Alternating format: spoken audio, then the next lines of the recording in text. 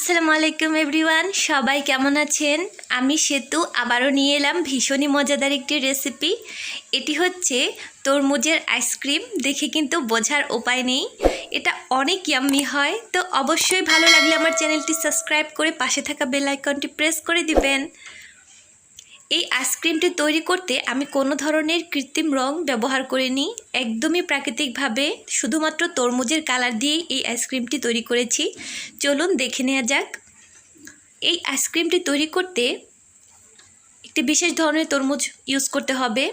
তো তরমুজ কিন্তু 2 থেকে 3 রকমের হয়ে থাকে। এক ধরনের তরমুজ হয় ভেতরে একটুখানি হালকা শক্ত শক্ত কচকচে একটা ভাব থাকে, সেই তরমুজটা এই আইসক্রিম তৈরির ক্ষেত্রে ব্যবহার করা যাবে না। যে তরমুজটার ভেতরে হালকা একটু দানা দানা ভাব থাকে, খেতে মিষ্টি হয় এবং কালারটা একদম টুকটুকে লাল থাকে, সেই তরমুজটাই এই আইসক্রিম তৈরি করতে ব্যবহার করতে হবে। তাহলেই আর কোনো ধরনের রং দেওয়ার প্রয়োজন হবে না। তো আপনারা যদি কিনা রং ছাড়া ভালো মানের আইসক্রিম খেতে চান, তাহলে অবশ্যই টুকটুকে লাল তরমুজ দিয়েই এই আইসক্রিমটি তৈরি করবেন। দেখুন, এরকম করে ছোট ছোট করে কেটে নিতে হবে। এবারে এগুলোকে আমি একটি ব্লেন্ডার জারের মধ্যে ব্লেন্ড করে নিব। যাদের বাসায় ব্লেন্ডার জার নেই, কোনো সমস্যা নেই, এগুলোকে হাতে চটকে নিলেও কিন্তু খুব ইজিলি এই তরমুজ থেকে রস বের করা যায়। তো যাদের ব্লেন্ডার নেই, টেনশন করার কোনো দরকার নেই, হাতে জাস্ট একটুখানি ম্যাশ করবেন, তারপর ছেঁকে নিলেই কিন্তু খুব সুন্দর পাল্প বেরিয়ে যাবে। এই গরমে অবশ্যই এই আইসক্রিমটি তৈরি করার চেষ্টা করবেন, তাহলে কিন্তু ছোট থেকে বড় সবাই অনেক খুশি হবে। তো দেখুন, আমি এরকম করে এর থেকে রস বের করে নিচ্ছি।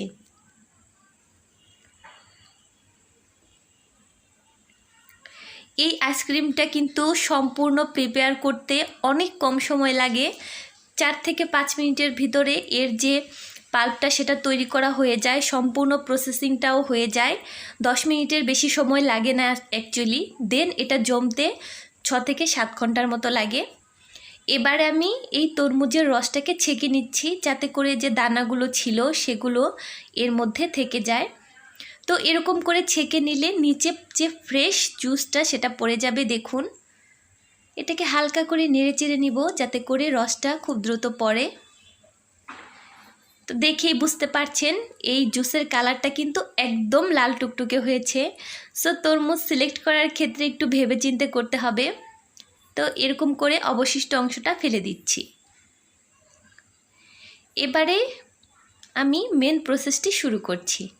এখানে দিয়ে দিচ্ছি চিনি 1/3 কাপ। মিষ্টিটা যার যার পছন্দ অনুযায়ী দিবেন। দিয়ে দিচ্ছি এখানে কর্নফ্লাওয়ার 1 টেবিল চামচ। এ পর্যায়ে কিন্তু আমি গ্যাসটা অন করিনি। গ্যাস অন করে কর্নফ্লাওয়ার দিলে কিন্তু অনেক সময় দেখা যায় যে দলা পেকে যায়। সো প্রথমে এটাকে এরকম ভালো করে মিশিয়ে নিতে হবে। ভালো করে মিশিয়ে নেওয়ার পর যখন এটা ভালো করে মিশে যাবে, তখন আমি গ্যাসটা অন করে দিব। এবং গ্যাসটা অন করেও অনবরত নাড়তে হবে, কারণ কর্নফ্লাওয়ারটা কিন্তু অনেক সময় নিচে দিকে নেমে আসে। সো এটা কীরকম ভালো করে আমি নাড়তে থাকবো যতক্ষণ না পর্যন্ত এটা হালকা একটু ঘন হয়ে আসে।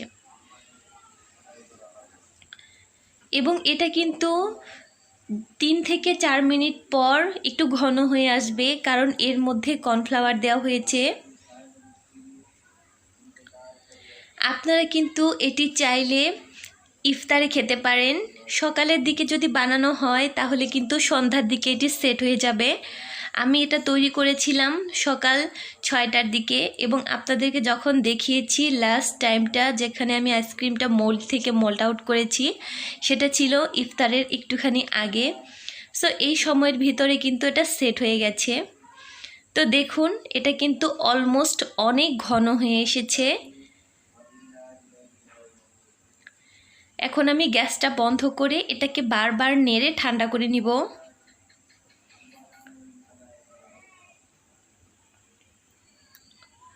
তো এখন আমি এটাকে একটুখানি ঠান্ডা করে নিব, কারণ এই গরম রসটা যদি আমি মোল্ডের মধ্যে দেই তাহলে কিন্তু মোল্ডটা একদম গলে যাবে। সো আমি কিন্তু গ্যাসটা বন্ধ করে এখন এটাকে বারবার নেড়ে এটাকে ঠান্ডা করে নিচ্ছি। যখন একটু সহনীয় মাত্রায় চলে আসবে তখন এটাকে আমি এরকম মোল্ডের মধ্যে ঢেলে দিব। তো বাসার মধ্যে কিন্তু আমাদের অনেক ধরনের আইসক্রিমের মোল্ডই থাকে। তো এই আইসক্রিমের মোল্ড কিন্তু আমার বাচ্চারা বেশি পছন্দ করে, এর যে শেপটা আছে সেটার জন্য। এই শেপটা কিন্তু একদম বাইরের দোকানে আমরা যে লেমন আইসক্রিম বা সকাল সন্ধ্যা আইসক্রিমগুলো বাচ্চারা কিনে খায় ঠিক সেরকম।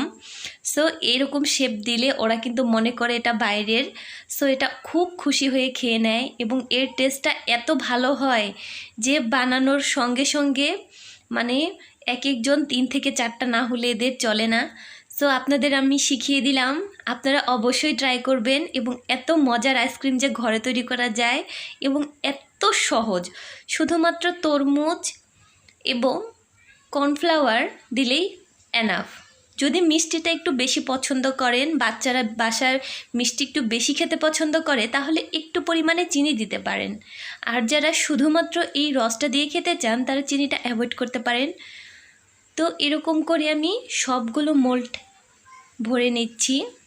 তো আমার সুবিধার জন্য আমি একটি মগের মধ্যে এরকম ঢেলে নিয়ে দেন মোল্ডে ফিল আপ করছিলাম।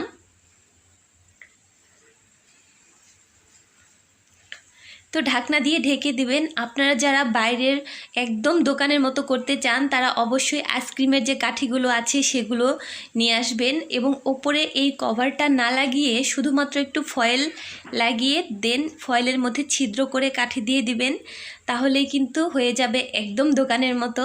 তো এই তো আমার কিডস স্পেশাল আইসক্রিম মোল্ডে ঢুকে গেল। এবার এটাকে ঠান্ডা হতে দিব ফ্রিজে। তো সন্ধ্যার দিকে এটাকে বের করেছি, এখন কিন্তু এটা অলমোস্ট সেট হয়ে গেছে। এই তো তো এটাকে সরাসরি এরকম মোল্ড থেকে টান দেওয়া যাবে না, তাহলে কিন্তু অনেক সময় দেখা যায় যে আইসক্রিমটা ভেঙে চলে আসে। এরকম পানির মধ্যে একটুখানি এটাকে ডুবিয়ে রাখতে হবে, কয়েক সেকেন্ড ডুবিয়ে রাখলেই কিন্তু চলবে। 1 মিনিটের মতো রাখার দরকার নেই, 3 থেকে 4 সেকেন্ড রাখলেই হয়। দেখুন মাশাআল্লাহ কত চমৎকারভাবে তৈরি হয়েছে। এবং এটা কিন্তু একদম বরফের টুকরো হয়নি, এর কারণ হচ্ছে এর মধ্যে কর্নফ্লাওয়ার দিয়েছি, সেজন্য এটা একদম দোকানের মতো তৈরি হয়েছে। তো খেলেই বুঝতে পারবেন যে এটা কতটা মজা হয়। এই গরমে বাইরে থেকে কিনে আনার চাইতে ঘরে তৈরি করা আইসক্রিম খাওয়াটা অনেক ভালো।